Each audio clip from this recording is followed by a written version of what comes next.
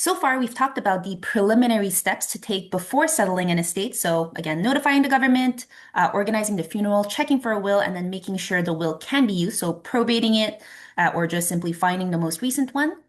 So these steps that we talked about until now can normally be taken by anyone who is likely to inherit or who believes is an heir or they know that they're the liquidator, etc.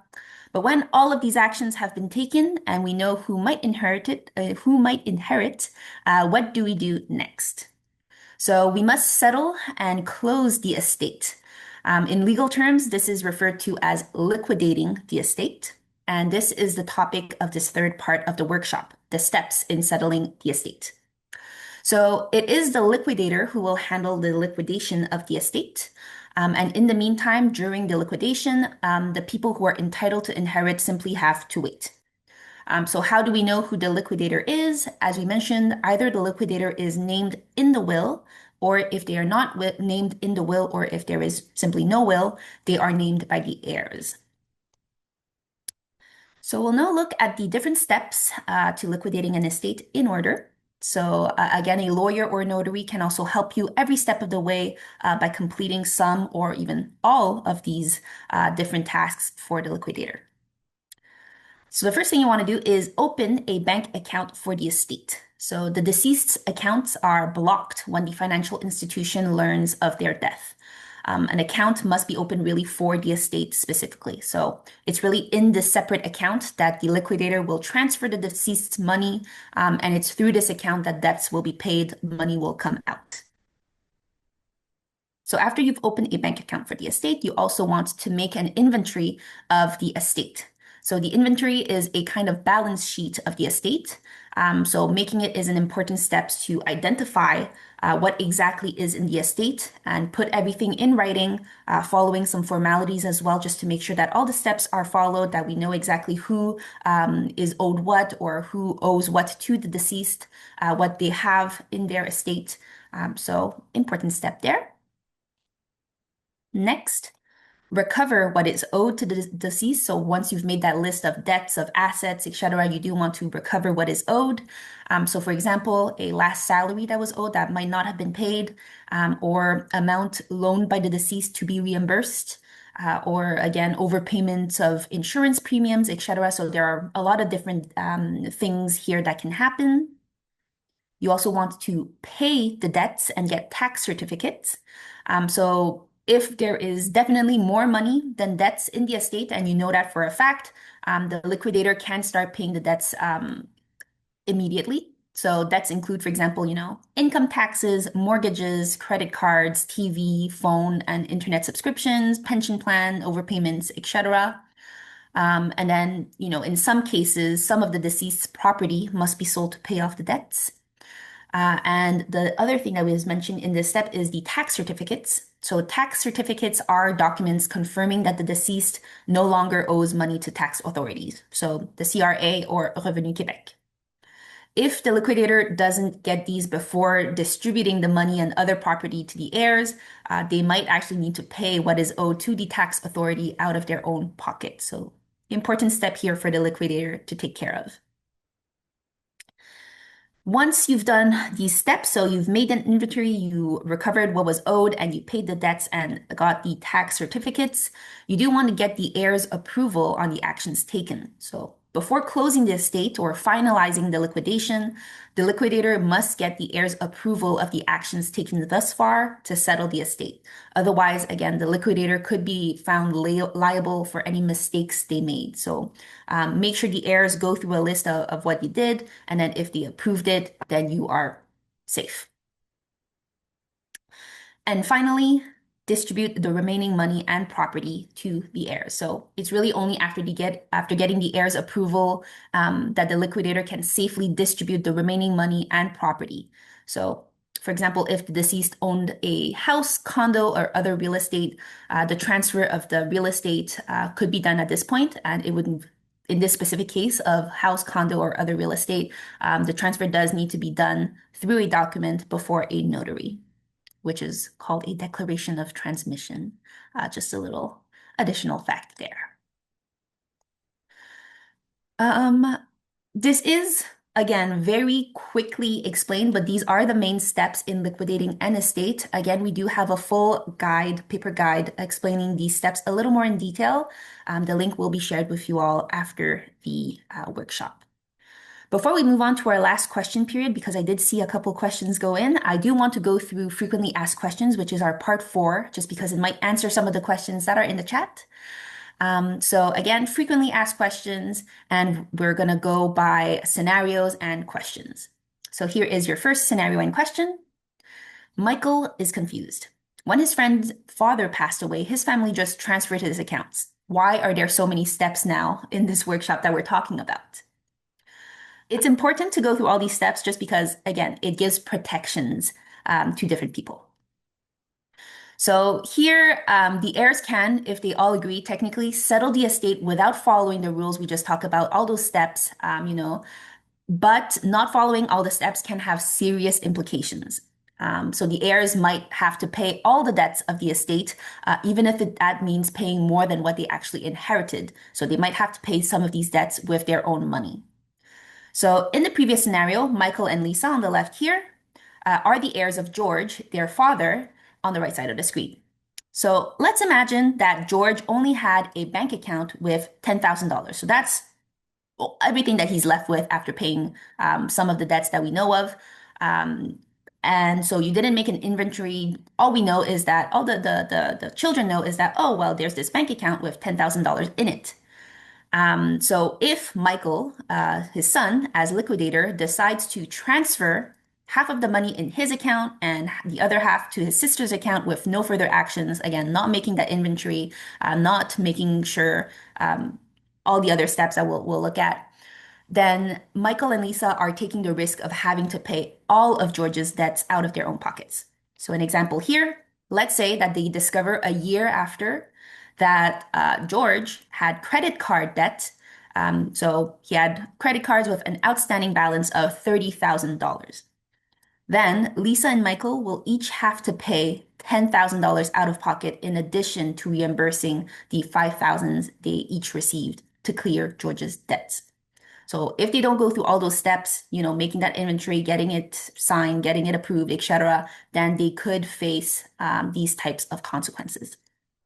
So basically, by taking all the steps required by law, a legal shield is put up between the deceased and the heir's money and property.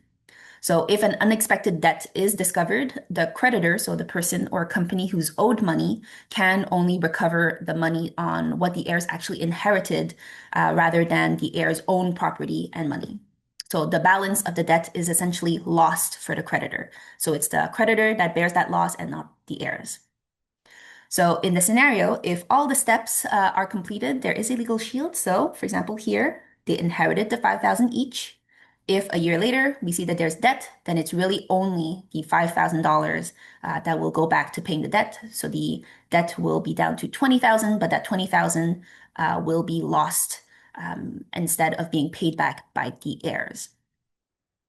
So if all the steps are not completed, no legal shield, Michael and Lisa will have to pay back the credit card company out of their own pockets without any limits. But if they go through all those steps that we mentioned, then there is that legal shield protecting their own property before the inheritance. Now, the next question, how do I make an inventory of the estate? So the inventory or balance sheet of the estate lists the amounts of money and the property which were owned by the deceased, but it also lists the debts. So again, think mortgage, credit card amounts that are owed, overpayments that must be reimbursed to the Quebec pension plan, etc. So the inventory really helps the heirs to choose whether they accept or turn down an inheritance, for example, if there's more debts than money. And they also, again, make sure that all the steps in settling an estate provided by law are followed, and therefore creating that legal shield for the heirs against the discovery of additional debts of the deceased. So how exactly do you make that inventory?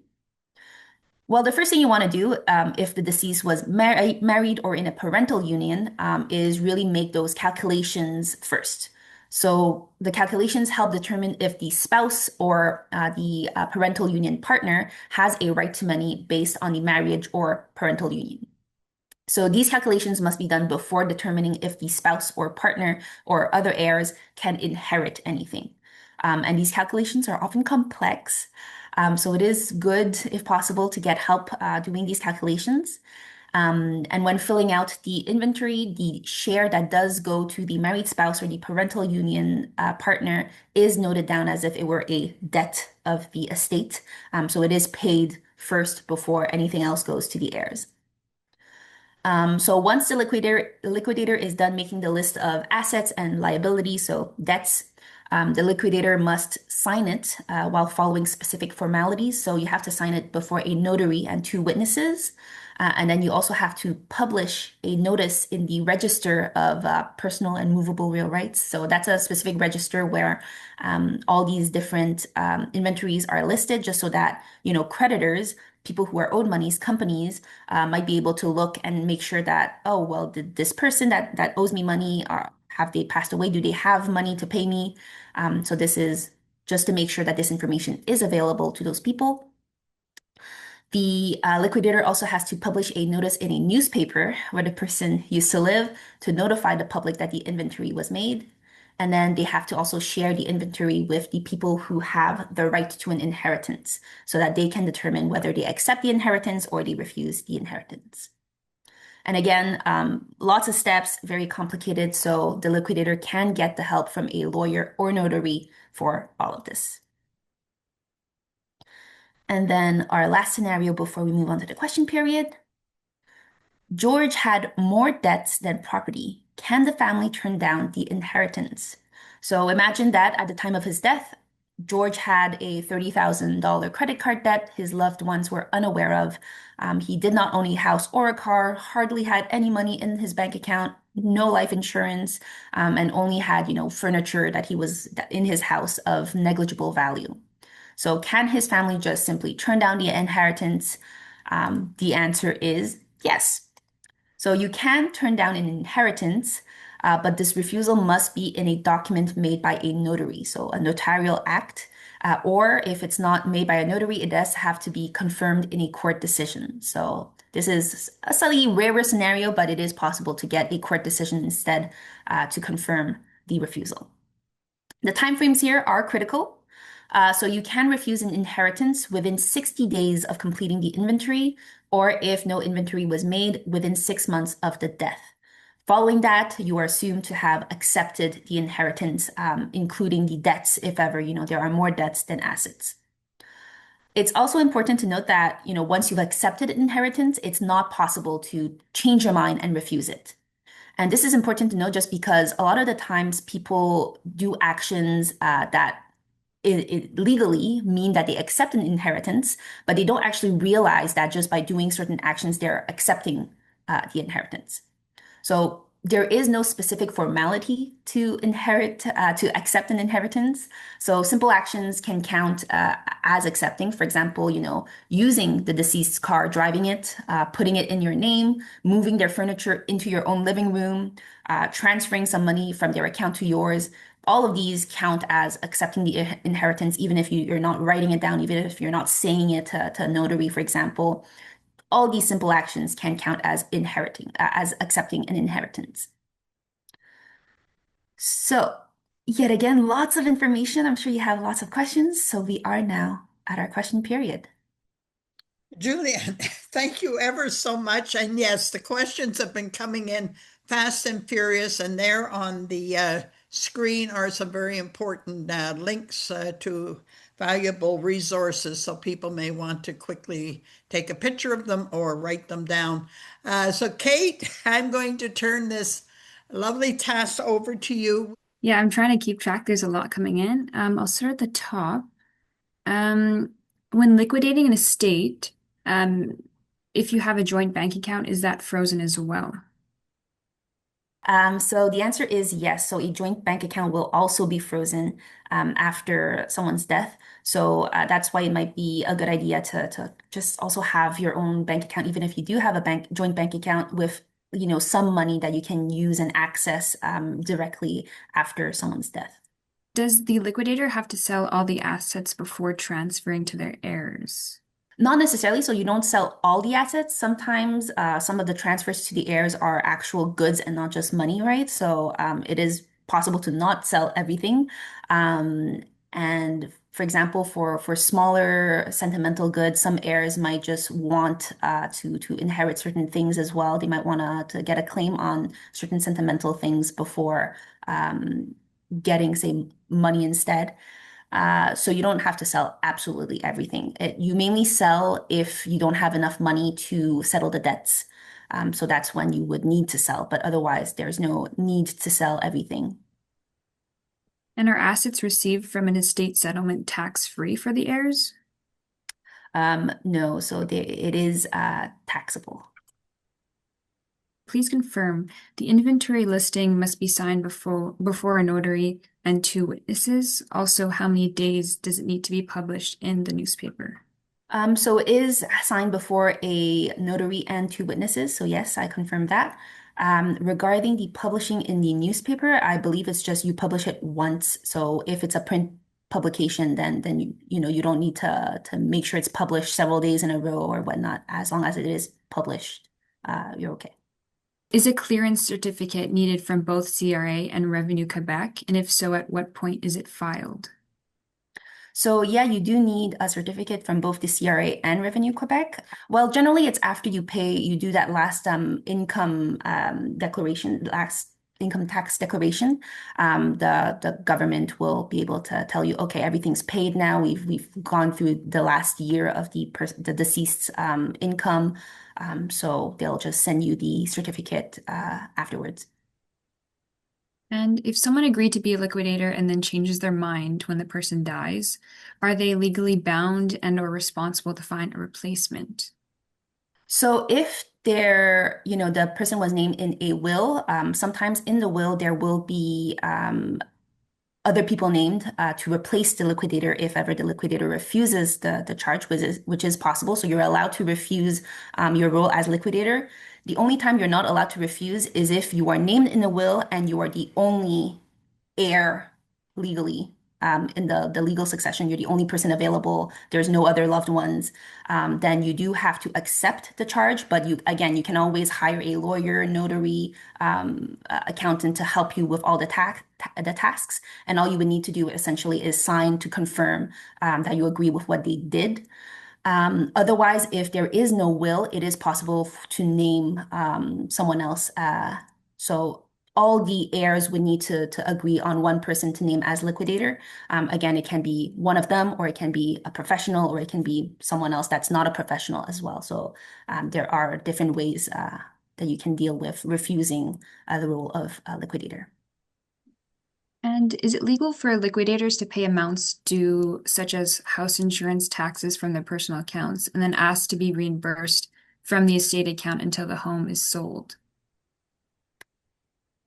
Good question. Normally you do want to pay directly from the estate's bank account. It might be a little more difficult than to if ever there's an issue, if the heirs think, well, you just took more money than what you were allowed to, it could cause, some conflicts, some questioning of, well, why did you pay with your own account? How do we know it's the right amounts, etc. So I wouldn't recommend repaying yourself with the estate afterwards after paying with your own accounts. And then at what stage can we disperse the money to heirs? So after making that inventory, recovering what is owed, so making sure all the assets are there, paying all the taxes, including again the share that goes to the spouse, the surviving spouse, or the parental union partner. And then once all this is done and we get the heirs' approval that okay, we're okay with what happened, we're okay with having paid all these debts, then you can distribute the remaining money. Another question, I'm a caregiver. Can I prepare the inventory while the person I'm supporting is still alive? So it is possible.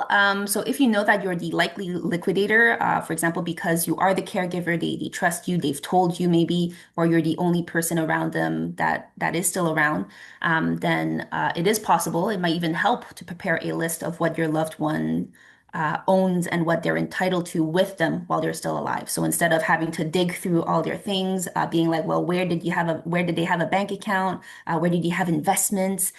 If they're able to help you draft that list while they're still alive, it can be easier. The Chambre des Notaires has a tool called Patrimoine 360, which is a form that is free that helps people list everything in the inventory. So it is a very comprehensive document. Let me just see. So let's say you go on Google Patrimoine 360. And I believe it is available in English as well.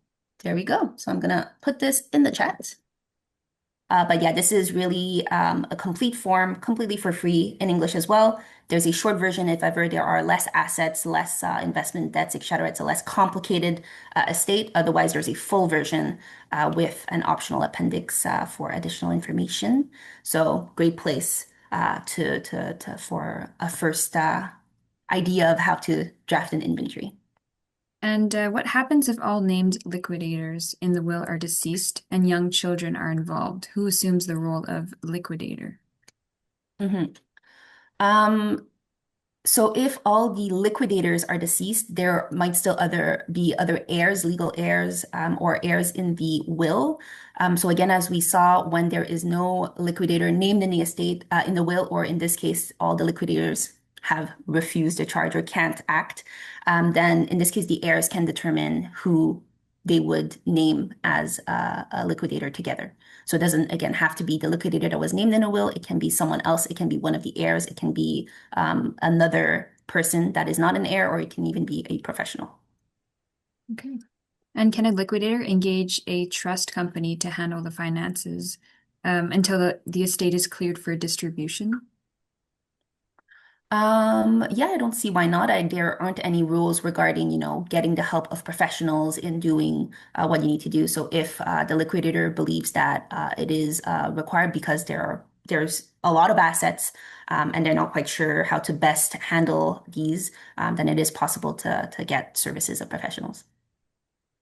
I'm not sure if you mentioned this already, but other than to resolve time-sensitive activities, for example, debts, is there a legal obligation to settle the estate within a specific time frame?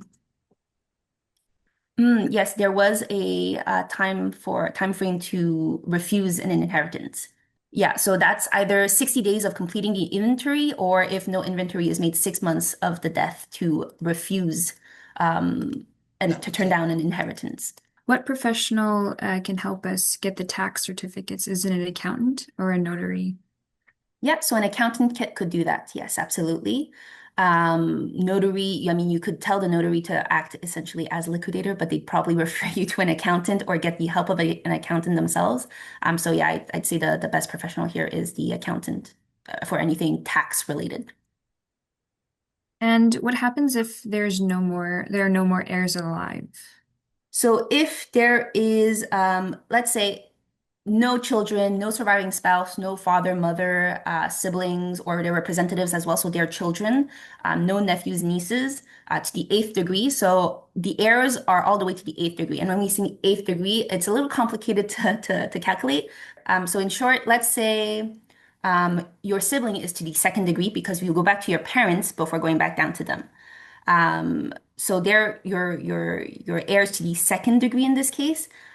When we're talking about your nephews and nieces, they're to the third degree because you go back to your parents, which is the common link to your siblings, and then to their children. So do you have one, two, three links? So it goes all the way up to the eighth degree for the legal succession. So as long as you have a surviving nephew, niece, distant family member to the eighth degree, then that person would inherit. Um, Afterwards, if there are no such successors to the eighth degree, then it is actually the government that is the the heir, the person who will inherit everything. And if the heirs are under 18, how do you go about getting approval for these steps? Very good question. The heirs normally will have tutors. So when a minor, doesn't have parents, there's still a tutor named to give, say, parental consent, and to basically act as the tutors. And so when the heirs are too young, it would be the tutors that would be able to give their approval, kind of for the minor heirs. If And I could do jump in here, Julianne, my nephew was a minor and he inherited money. And what we ended up having to do was have a family council, which was seven key people. And I was working at Ville Marie Social Services at that point, and it was done legally so that he was able to inherit gradually certain amounts each year. Mhm. Absolutely. So yeah, the family council does meet up as well, to notably to name a tutor, to get that all that settled. So yeah, the family council as well, important to keep in the loop. do mediation services exist when there's more than one liquidator and one liquidator is being difficult and delaying all forward movements in settling the estate? Yeah, so if ever there's many liquidators named, because you can name more than one, normally they have to all agree, for something to happen. If there is one liquidator that is not doing their job or that's not doing their job right, the heirs can actually go to court and sue them to be like, well, they're not doing their job right, and get them removed as liquidator. Otherwise, it is possible to go to mediation to try to get to a settlement instead. Um, there are many mediation services available. I'm not sure if there's one specific for, inheritance, liquidators, etc. But essentially, any mediation service could potentially help you, as long as you're not, family mediators specifically, or there's another one that's specific as well for the small claims court. Other mediator services generally have different professionals that can help you with different subjects. So that is a Restorative Justice and Community Mediation Network. It is spelled here, Equijustice. So they have a lot of mediation services available in different parts of Quebec. So you might be able to find some help there. Upon death, all financial assets are deemed liquidated and taxes are paid when filing their final income tax report. The remaining money would be tax-free. What happens with other physical assets such as cars, jewelries, tools, etc.? So for tools, other, smaller things that don't have a lot of value, normally it's just, okay, well, you don't necessarily need to declare everything, every dollar. But anything that's more expensive, that's a good question. I believe it would be in the heirs. So if they received something of a lot of value, then they might have to declare that. I do want to mention that whole, sorry, that $1 transfer thing, that would not be possible after the person has passed away already, just because in terms of the liquidator's role, they can't just give things out for free. Everything does have to be, market value, or close to. No, exactly. But Um, some people, if they yeah. know they're dying, they do it in advance. Or, they want Hmm. their heirs to enjoy whatever they're going to give them. So they give it to them in advance. Hmm. Yeah, regarding joint bank accounts, I think people have shared links and a bit more information. So, the bank account, the joint bank account might be frozen for a little bit, but someone did mention that, financial institutions must give the surviving spouse access to their share of the bank account's balance. But, it might not be immediate, just because once someone dies, it might be frozen just to make sure that things aren't moved immediately. It might be a case of fraud, etc. So we want there are a couple steps taken before being able to access that 50% as well. So um, that's something too. Would that apply to safety deposit boxes? Would they be frozen as well? That's a good question. I'm not sure I have the answer either, actually, for this case of the safety deposit box, just because it is goods as well, right? So in terms of, taking things out, again, be careful. You might be accepting an inheritance if you take things out. Um, so yeah, I'm not sure I have an answer as to whether they're frozen and do you have to wait a specific time to be able to take things out, but just in case, don't touch anything immediately if you don't, again, know that you want to inherit, etc. Can you please clarify that any money we inherit is tax-free? So it's taxed before you receive it, I believe. So you usually receive the inheritance tax-free, but the estate before distribution does have to pay taxes first. So Canada kind of treats many assets as if they were sold immediately before death, which is why, you do have to wait until you get those tax certificates to make sure that all the taxes are paid on all of that money. So a good question, good clarification there. So the inheritance itself is tax-free, but the estate before distribution does have to pay taxes on all that income that is declared. Well, that seems to be the end of the questions popping in. Kate, thank you ever so much. I know that's quite the task to make sure you're on top of them all, so I appreciate your help. Julianne, how can we thank you sufficiently? This has been absolutely very informative. And as you can see, the interaction with everybody online, they've all been very involved and listening, and you've certainly been able to answer a good number of their questions. So we really do appreciate it. And also, if you haven't taken a membership with Seniors Action Quebec, please do so, because when we have future events, especially face to face, every effort is made for a benefit for our members that they can attend at a very reduced price. So I think that's it for me. I thank you all. Have a marvelous day. Go out and enjoy the sun. Thank you.